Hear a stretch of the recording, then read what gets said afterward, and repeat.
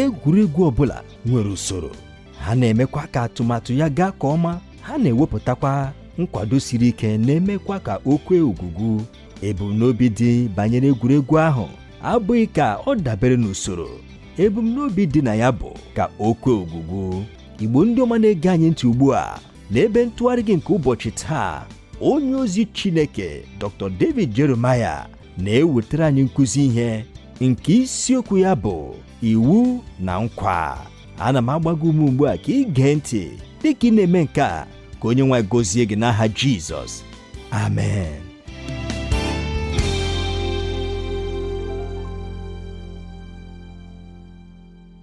Ụmụnne m na ụmụnna m, taa n'usoro ọmụmụ ihe akwụkwọ ndị Galatia, anyị na-abanye ugbu a n'isiokwu nke a kpọrọ Iwu nakwa Nkwa ahụ. Iwu nakwa Nkwa ahụ. Ọ bụ site n'akwụkwọ ndị Galatia 3 malite n'ahịrị nke 15 ruo na nke 29 ka anyị na-ewere ihe ọmụmụ anyị. Anyị na-agakwa n'iru n'ime ihe ọmụmụ n'ime akwụkwọ ndị Galatia, dịka mere ka anyị mara. Anyị na ugbu a n'isi nke 3 anyị na-elebakwa anya n'ọtụtụ ihe ndị na-enyere anyị aka ịghọta nakwa inwe obi ekele n'ihi ihe ukwuu ndị anyị nwere n'ime Kraịst Jizọs. Taa anyị ga-amalite site n'ahịrị nke 15 nke isi nke 3. Anyị ga-agụkwa ahịrịokwu ndị a dịka anyị na-aga n'iru n'ihe ọmụmụ anyị. Ọtụtụ n'ime anyị mara na akwụkwọ ndị Galatia bụ akwụkwọ ozi nke Pọl dere dịgara nzukọ Kraịst nke dị n'obodo Galatia. Anyị makwara na o dere akwụkwọ ozi a iji dozie ụfọdụ ihe ndị dapụtara n'ime ntakịrị ọgbakọ ha. Ha bịakwutere Kraịst n'okwukwe site na nkwusa ozi ọma nke Pọl nakwa ndị otu ya. Nzukọ ha malitekwara ime nke ọma n'ime obodo niile nke mba Galatia, ndị dịka Antiọk, Listra nakwa Ikonium. Enwere ọtụtụ nzukọ ndị na-etolite. Chineke nakwara erute ọtụtụ mmadụ n'ime nzukọ ndị a. Ọtụtụ ndị Juu ndị nọrọ n'okpukpere nke ndị Juu n'oge gara aga malitekwara ịghọ ndị nke Kraịst. Ọtụtụ ndị Grik nakwa ndị Jental ka ha mụbatakwara n'ezinụlọ nke Chineke. Ihe mere dịka oge na-aga bụ na dịka a na-aga n'iru ịzọpụta ọtụtụ ndị Jental karịa ndị Juu, ndị Jental ndị a nakwara abịakwute Kraịst n'ọnụọgụgụ dị ukwuu. Ozi rutere Jerusalem. Mgbe nke a mekwara, enwere mkparịta ụka nke dị ukwuu banyere nke a. Ụfọdụ ndị Juu ndị nwekwara ọnụnọ ọkụ dị elu nke ukwuu na nzukọ mbụ ahụ kpebiri na ha ga-eje Galatia idozi ndị Galatia olu. Lekwa ihe ha kụziri na ha. Ha sị ha, ị pụrụ ịbụ onye nke Kraịst site n'okwukwe nke ị kwenyere na Kraịst Jizọs, ma ị ghaghị itinye n'elu ya ọlụ niile nke iwu Moses. Ị gaghị idebe ụbọchị izu ike nsọ, ị gaghị ibi ụmụ gị ugwu, ị gaghị ime ihe niile ndị a bụ ndị iwu siri mee. Ma ọ bụghị ya, ị bụghị ezi onye nke Kraịst. Ma ọ bụghị ya kwa, ọ dịghị ebe ọbụla iji azụ eje. Dịka anyị makwara, nke a were Pọl iwe nke ukwuu n'ihi na ihe ndị a niile ha kwuru abụghị eziokwu. N'ahịrị nke 40 mbụ nke isi nke 3 nke akwụkwọ ndị Galatia, Pọl jiri ahịrị ndị jupụtara n'akwụkwọ agba ochie ịgba mbọ inyere ha aka ịghọta na nkụzi ha ezighị ezi. N'ezie, ugboro 6 ka ọ gụpụtara ha site n'akwụkwọ Jenesis, n'akwụkwọ Leviticus nakwa n'akwụkwọ Deuteronomy, ọbụnadị sitekwa n'akwụkwọ Habakuk. O wee jiri ndụ nke nwoke onye ndị Juu niile kachasị enye nsọpụrụ bụ Abraham dịka ihe ịma atụ nye ha. O mekwara ka ọ pụta ihe n'ahịrị ole na ole ndị nke mbụ na mbụ na ọ bụ site n'okwukwe ka ha gụrụ Abraham na onye ezi omume. A gụkwara ya na onye ezi omume n'oge dị anya gara aga, ọbụnadị tupu enwee ihe ọbụla dịka iwu. Mgbe o mesịrị nke a niile, nsogbu ọzọ dapụtara. N'ihi na ugbu a ndị Juu na-abịa ma na-asịkwa, ọ dị mma, ọ bụrụ na iwu abaghị uru maka nzọpụta, uru gị n'ọzọ ka ọ bara. Ịgụpụtara anyị site n'akwụkwọ iwu iji wee gosi anyị na iwu abụghị maka nzọpụta. Ya mere, ọ bụrụ eziokwu na iwu abaghị uru maka nzọpụta, nke pụtara na ọ baghị uru ọbụla, ngụpụta gị niile enweghị uru ọbụla ọ bakwara, n'ihi na ị na-agụpụta site n'ihe nke gị onwe gị mere ka ọ pụta ihe na ọ baghị uru ọbụla. Ya mere, Pọl gakwara n'iru idedata ahịrị ikpeazụ ndị a bụ ndị dị n'isi nke 3 a, iwepụta usoro okwu 4 ndị nke ga-enyere anyị aka ịhụta njikọ nke dị n'etiti nkwa ahụ nke e kwere Abraham nakwa iwu ahụ nke e nyere Moses, nakwa ụzọ nke a si metụta anyị niile ọbụnadị taa. Na nke mbụ na mbụ, Pọl malitere site n'ikwu na iwu bụ naanị ihe ndapụta n'ebe nkwa ahụ nọ. Iwu bụ naanị ihe ndapụta n'ebe nkwa ahụ nọ.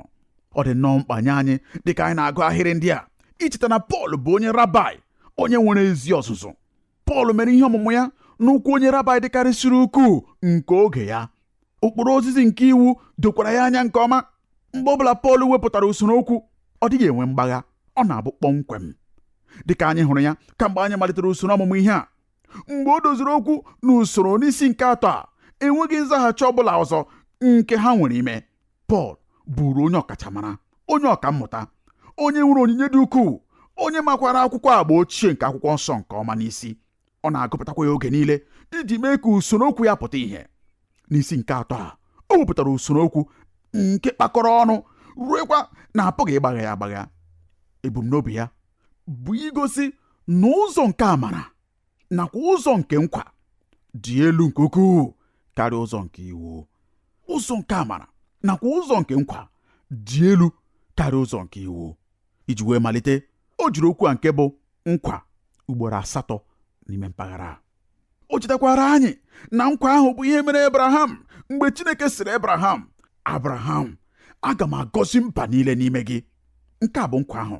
O dokwara m anya na Abraham apụghị ịghọta ihe nke a niile pụtara, ma anyị onwe anyị maara taa site n'ịgụghachi azụ n'ime ya nakwa ịghọta ya site n'anya nke agba ọhụrụ nke akwụkwọ nsọ ihe Kraịst Jizọs ga-abụ nye nkwa ahụ nke ekwere Abraham, nke kwekwara anyị onwe anyị taa site na Kraịst Jizọs, ka e mere nye Abraham kamgbe ihe dịka 2,000 tupu a mụọ Kraịst. E nyere Mosis iwu n'afọ 1450 tupu a mụọ Kraịst, 1450 BC. Ugbu a, ọ bụrụ na anyị mee mgbakọ na mwepụ nke dị na nke a site n'ịgụ laghachi azụ, e nwere 430 n'etiti 2000 BC nakwa 1450 BC. Ugbu a, iji mee ka ihe ọ na-ekwu doo anya, Pọl ga-amalite ugbu a site n'iji ihe anyị ga-akpọ ihe ịma atụ nke mmadụ wepụta okwu ya. N'ahịrị nke 15, ọ sịrị, ụmụnna m, ana m ekwu dịka mmadụ. A sị na ọ bụ naanị ọgbụgba ndụ mmadụ mgbe e dozisịrị ya nke ọma, ọ dịghị onye ọbụla na-ewezuga ya ma ọ bụ na-etinye ihe ọzọ n'ime ya. Ugbu a, ihe mbụ nke ọ ga-amasị m ka anyị hụta bụ na Pọl na-eji okwu ndị dị nro ugbu a. N'isi nke mbụ, ọ kpọrọ ndị Galatia ndị na-enweghị uche, ma n'ebe a ọ na-akpọ ha ụmụnna m. Ya mere, ọ pụtara ihe ugbu a na ọ na-enwe ọganiru na nghọta ya banyere ndị a. Ọ sịrị, ụmụnna m, ana m ekwu dịka mmadụ. Ọ bụrụ na etinye ya n'ụzọ ọzọ, ihe ọ na-ekwu bụ ka m kwụsị nwa nke nta ma nyekwu na otu obere ihe ịma atụ dịka mmadụ. Ka m kwuo n'okwu ugbu a dịka mmadụ anyị bụ, ka anyị kparịta nkata banyere ọgbụgba ndụ. Okwu o tinyekwara n'ọnọdụ nke ọgbụgba ndụ bụ otu okwu ahụ nke anyị na-ejite ekwu banyere ọgbụgba ndụ ikpeazụ nke mmadụ na-eme tupu ọ nwụọ, ebe ọ na-enye ntụziaka ka o si chọọ ka esi hazie ma ọ bụ kesaa akụ na ụba ya mgbe ọ hapụrụ. Usoro nke ọgbụgba ndụ nke mmadụ dịkwa otu a. Mgbe anyị na-eme ọgbụgba ndụ, anyị na-abịakọta eleghị anya mmadụ abụọ ma ọ bụ otu abụọ dị iche iche. Ha na-abịakọta inwe nkwekọrịta. Naanị ndị pụkwara itiwe ọgbụgba ndụ a bụ mmadụ abụọ ahụ ma ọ bụ otu abụọ ahụ ndị sonyere n'ime ọgbụgba ndụ ahụ. Ọ bụrụkwa na anabata ọgbụgba ndụ ahụ, hụta na ọ sịrị, a sị na ọ bụ naanị ọgbụgba ndụ mmadụ mgbe e dozisịrị ya nke ọma, ọ dịghị onye ọbụla na-ewezuga ya. Nke a pụtara ọ dịghị onye ọbụla na-ebibi ya ma ọ bụ na-etinye ihe ọzọ n'ime ya. Ihe Pọl na-akọwa bụ nke a. Ọ bụladị na ọgbụgba ndụ nke dị n'etiti ndị mmadụ, lee ka o si alụ ọlụ. Mmadụ abụọ na-abịakọta ọnụ, ha na-enwe nkwekọrịta. Ọ dịghịkwa onye ọbụla nke pụrụ ibibi nkwekọrịta a na-abụghị maọbụ mmadụ abụọ ahụ maọbụ otu abụọ ahụ ndị nwere nkwekọrịta. Ọ bụkwa naanị ha pụkwara inwe nkwekọrịta ibibi nkwekọrịta mbụ ha. Ugbu a, ihe Pọl na-ekwu bụ nke a. Ị pụghị itinye Mosis n'ime nkwekọrịta maọbụ ọgbụgba ndụ nke dị n'etiti Abraham na Chineke. Nke a bụ ya bụ ihe ndị Juu na-eme. Nke a bụ ya bụ ihe ndị Juu ndị a na-agba mbọ ime. Ha na-asị, ị pụghị inwe nkwa ahụ ma ọ bụrụ na ị nweghị Mosis. Ma Pọl na-asịkwa ha, lee anya, e nyere nkwa ihe dịka 2,000 tupu a mụọ Kraịst. Iwu abịaghịkwa ruo ihe dịka afọ 1,400 tupu a mụọ Kraịst. Ya mere, ị pụghị iwere Mosis ịlaghachi azụ itinye ya n'ime ọgbụgba ndụ nke dịrị n'etiti Abraham na Chineke. Ị pụghị ime nke a. Ọbụladị na ọgbụgba ndụ nke dị n'etiti mmadụ na mmadụ ibe ya, unu maara na o sighị otu alụ ọlụ. Ị pụghị iwere onye ọzọ tinye n'etiti ọgbụgba ndụ nke mmadụ abụọ ọzọ. Ọzọkwa, o nyere anyị ihe ịma atụ site n'ihe ndị mere n'oge gara aga. N'ahịrị nke 16 ọ sịrị, ma ọ bụ Ebraham nke e kwere nkwa ndị ya na mkpụrụ ya. Ọ sị gị na mkpụrụ ka hara bụ mkpụrụ gị, dịka ọ na-ekwu okwu banyere ọtụtụ, kama dịka ọ na-ekwu okwu banyere otu onye. Ọ sị na mkpụrụ gị nke bụ Kraịst. Eleghị anya ugbu a ị na-ajụ, kedu ihe ahịrị nke a na-ekwu maka ya? Obi dị m nnọọ ezi mma na ị jụrụ ajụjụ a, n'ihi na ọ bụ mmasị m ịgwa gị ihe Pọl na-ekwu n'ebe a. Pọl na-akọwara ha na mgbe Chineke kwere Abraham nkwa na ha ga-esite n'ime ya gọzie mba niile nke ụwa, ihe ọ nara ekwu abụghị iweta ngọzi a site n'aka ọtụtụ mmadụ. Ihe ọ nara ekwu okwu ya bụ ịgọzi ya site n'aka otu onye. Hụta na ọ sịrị na nkwa ha asị gị site na kahara bụ mkpụrụ gị, dịka gasị na ọ na-ekwu okwu banyere ọtụtụ, kama dịka ọ na-ekwu banyere otu onye. Ọ sị na mkpụrụ gị nke bụ Kraịst. Ihe Pọl na-ekwu bụ nke a. Ọ ga-amasị m ime ka unu ghọta, ụmụnna m, na mgbe Chineke mere nkwa nye Abraham n'akwụkwọ Jenesis 12:3 na ọ ga-agọzi mba niile nke ụwa site n'aka Abraham, ọ na-ekwu banyere kpọmkwem otu ihe. Ọ dịrịghị ekwu naanị banyere ndị Juu ịghọ ngọzi dị ukwuu. Ihe ọ na-ekwu bụ na otu mkpụrụ ga-apụta site n'Abraham. Mkpụrụ a bụkwa Kraịst Jizọs. Haleluya. Ihe ọ na-ekwu okwu ya bụ eriri ọmụmụ nke onye nzọpụta anyị. Ọ na-asị na n'ihi Abraham a ga-amụ Kraịst Jizọs n'eriri ọmụmụ ahụ. Sitekwa na Kraịst Jizọs, mba niile nke ụwa ga-abụ ndị a gọziri agọzi. Anyị na-ahụkwa nke ahụ dịka anyị na-amalite ịbanye n'etiti nke akwụkwọ Jenesis. Ka anyị leba nke anya nke ọma. Ị chetara na mgbe Chineke kwere Abraham nkwa na ọ ga-amụta nwa nwoke, ndidi Abraham malitere ịgbadata.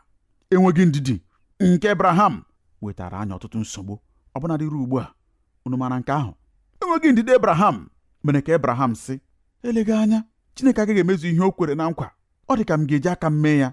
Ya mere Abraham kpebiri ịga achọrọ nwa nke aka ya. Haga nyere ya nwa. Nke a mekwara ka obi jọọ Chineke njọ n'ebe Abraham nọ, ma Chineke enweghị ebumnobi ọbụla iwepụ nkwa ahụ nke o kwere. Ya mere n'akwụkwọ Jenesis 21:12 anyị gụrụ okwu ndị a nke na-asị, Chineke wee sị Abraham ka ọ ghara ịjọ njọ n'anya gị n'ihi nwa okoro a na n'ihi oru gị nwaanyị. Ihe niile Sera na-asị gị mee, gee ntị n'olu ya. Ugbu a lee nke ọ sị, n'ihi na ọ bụ n'ime Aịzik ka a ga-akpọrọ gị mkpụrụ. Ọ bụrụ na etinye ya n'ụzọ ọzọ, ihe Chineke na-asị bụ, Abraham, aga m agọzi gị site n'ime Aịzik. Sitekwa na Aịzik, Jekọb nakwa Josef, sitekwa na agbụrụ ha nakwa eriri ọmụmụ ha ka onye nzọpụta ga-esi bịa bụ Jizọs. Abraham, ngọzi ahụ ga-abụ nke gị. Aga m agọzi gị site na mkpụrụ gị. Chineke kwere Abraham nkwa na site na Aịzik mba niile nke ụwa ga-abụ ndị agọziri agọzi. Site na Abraham mba niile nke ụwa ga-abụ ndị agọziri agọzi. Kedu ụzọ ọzọ nke a pụrụ isi mee ma ọ bụghị site na Kraịst Jizọs? Ị maara, site na Kraịst Jizọs taa, ọbụnadị n'ebe ndị mmadụ na-amaghị onye ọ bụ, ụwa niile bụ ndị agọziri agọzi, gakwa n'iru ịbụ ndị agọziri agọzi. Eme ugbu a, okwu a nke bụ mkpụrụ nke anyị hụtara n'ebe a bụ okwu nke pụtara nwa ma ọ bụ onye sitere n'afọ gị. Abraham a ga-agọzi gị site n'aka otu n'ime ụmụ gị. Amalitekwara usoro nke a niile kamgbe ọtụtụ afọ ndị gara aga site na mmalite nke akwụkwọ Jenesis.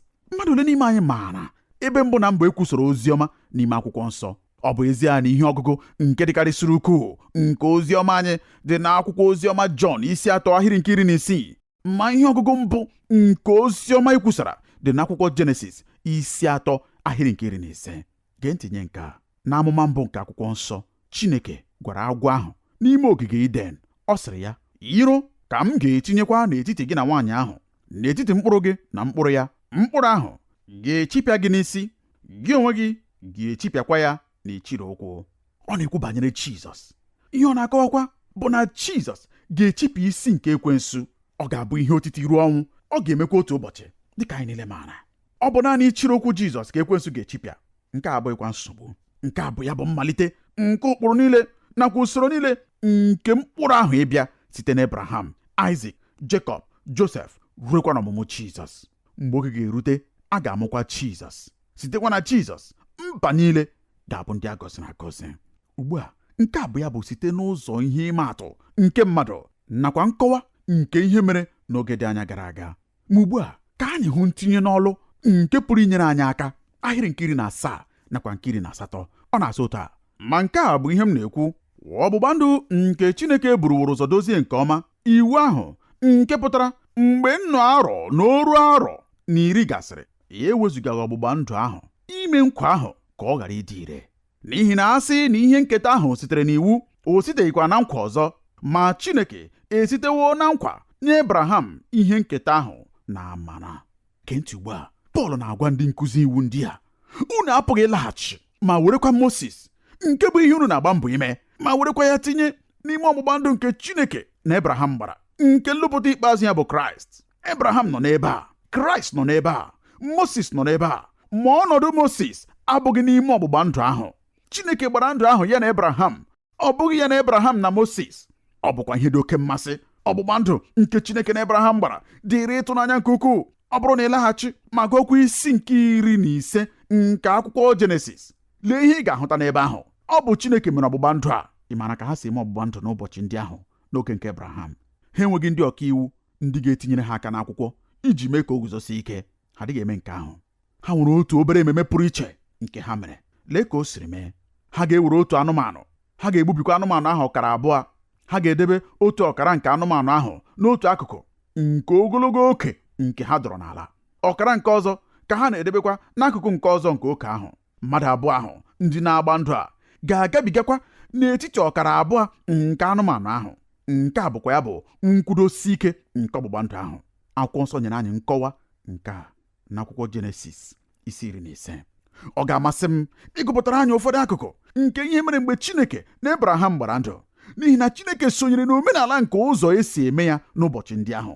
Lee ihe anyị gụrụ n'ebe a. Nke a bụ akwụkwọ Jenesis isi 15 malite n'ahịrị nke 12. O wee sị: o ruo mgbe anyanwụ gaje ịda na oke ụra dakwasịrị Abraham, ma lee, oke ụjọ bụ ọchịchịrị ukwuu na-adakwasị ya.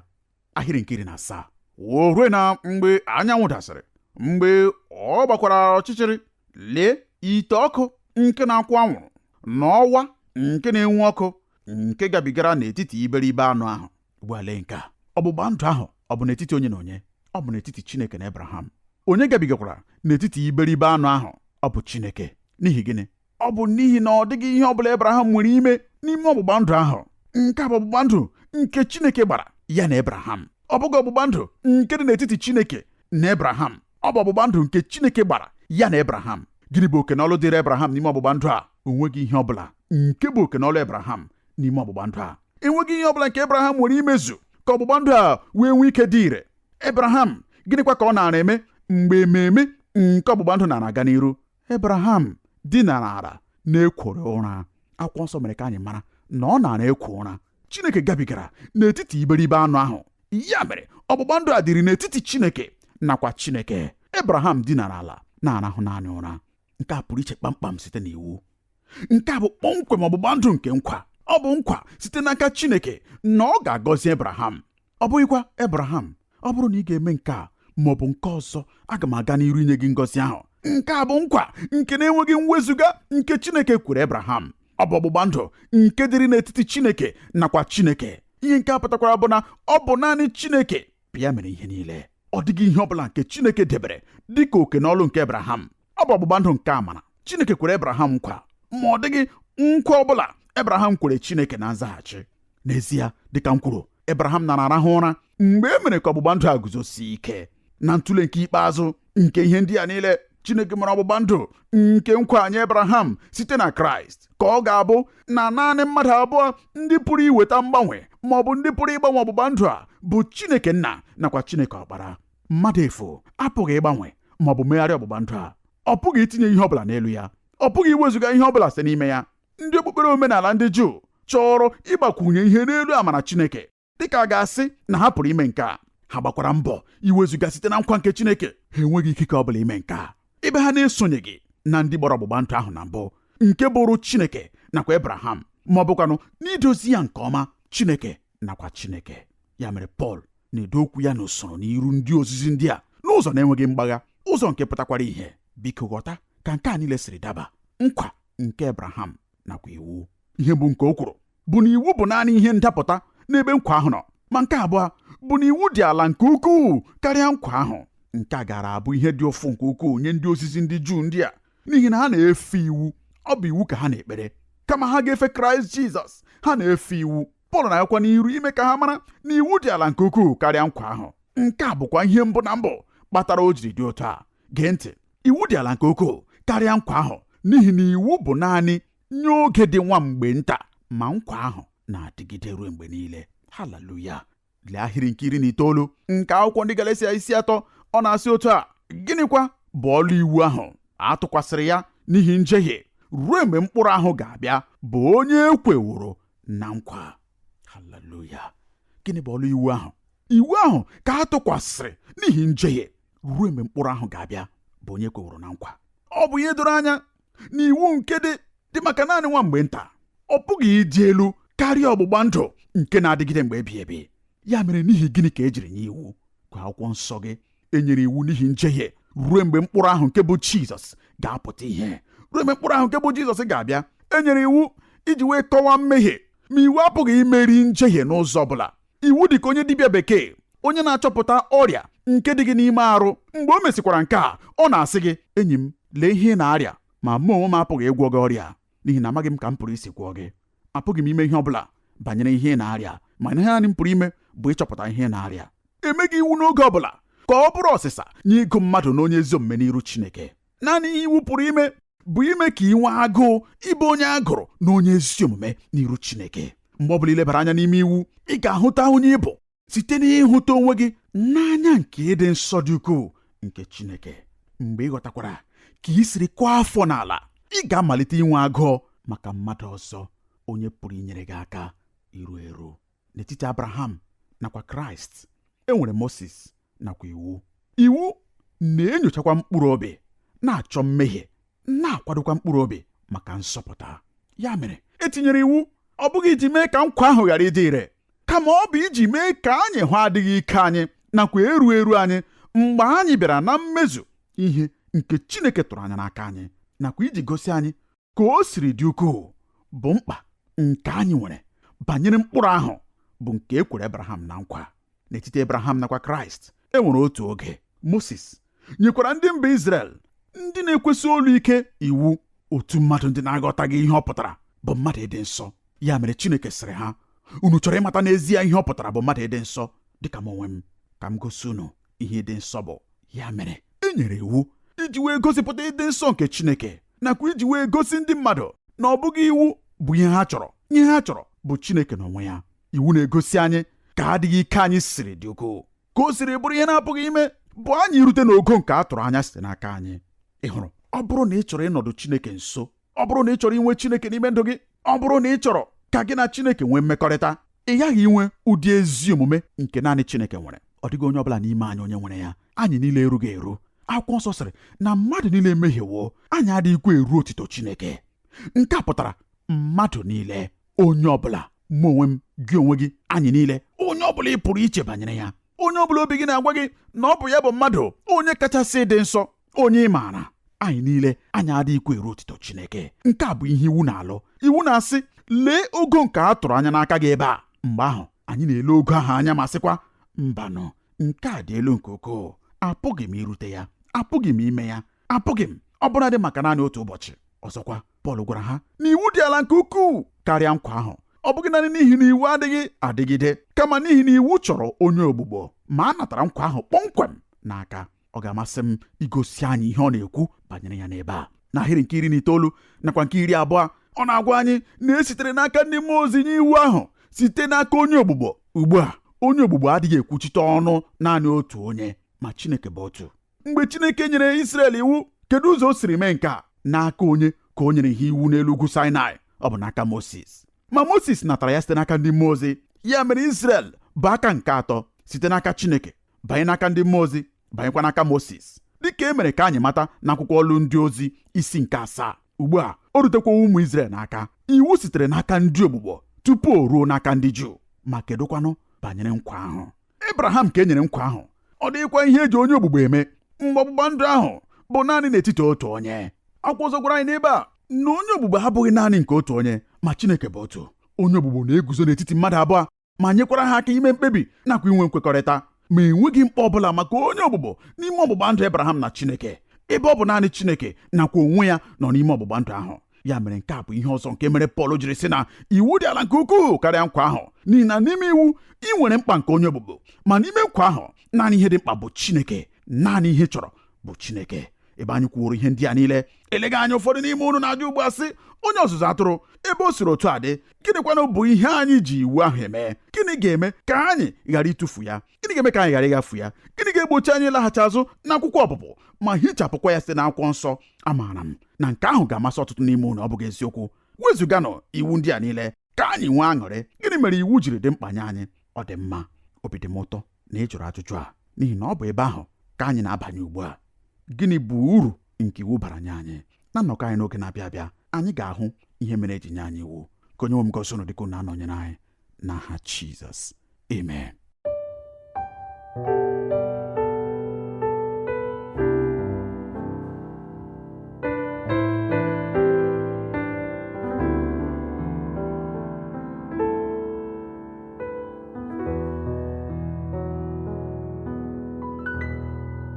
Ka udo Chineke bara gị ụba, gị onye gere anyị ntị n'olu taa. Ekwenyere m na onye nwe anyị esitewo n'okwu ya wee gọzie gị taa.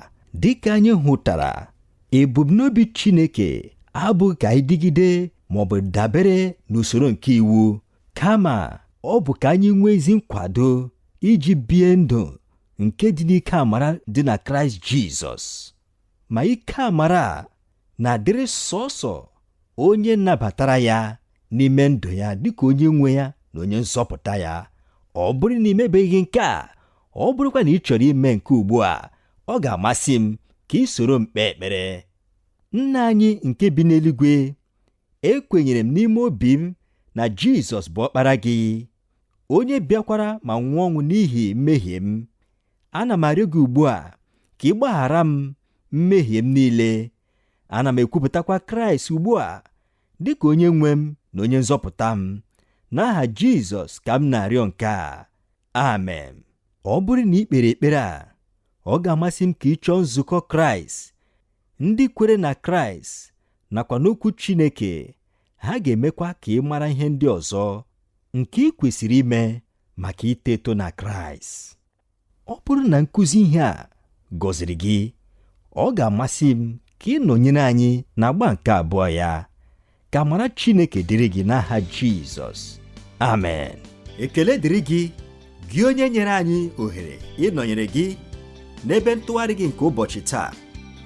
Ọ bụrụ na ị chọrọ ịkpọtụrụ anyị, ị pụrụ ime nke a site n'ịkpọtụrụ anyị n'eriri igwe telefon